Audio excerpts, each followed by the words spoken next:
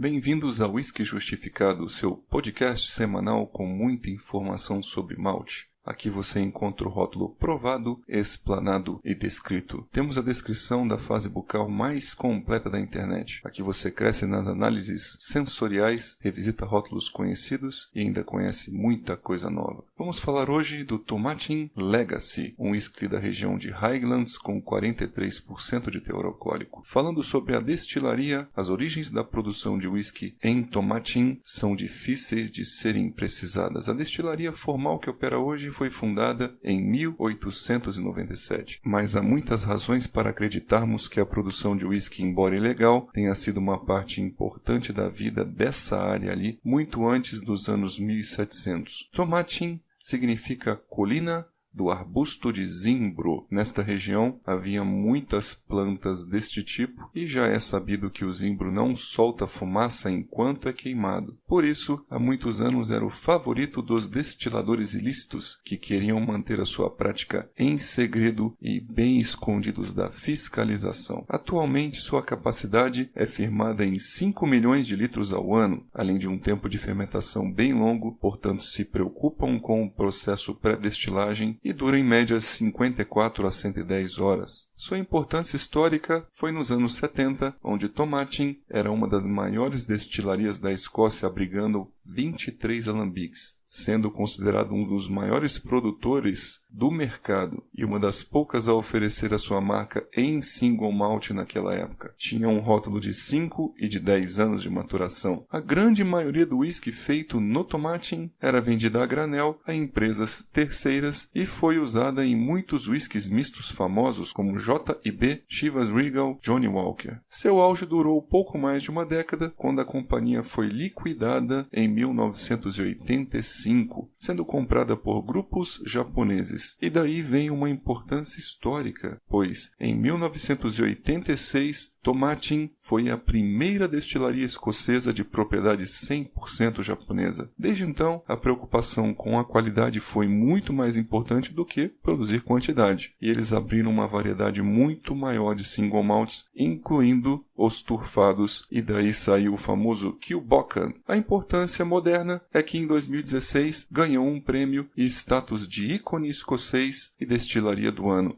Em 2017 também ganhou o prêmio como inovadora do ano, lançando 4 single malts, incluindo o Kilbocan 2016, ou seja, com 10 anos de maturação. Portanto, é sim uma destilaria consagrada, assim como mencionada em outros episódios deste podcast. Voltando ao rótulo, tem um aspecto geral de complexo floral e frutado com extrema picância. É um rótulo que mostra pra gente uma boa presença de barril. Em seu vídeo oficial de apresentação do produto, é citado com 85% do maturado, passando em ex-bourbon casks e 15% em carvalho virgem americano. Nos Estados Unidos ele tem um clone chamado Tomatin Dual Cask. Justificando a fase nasal, temos maçãs vermelhas muito evidentes, principalmente inspirando lentamente.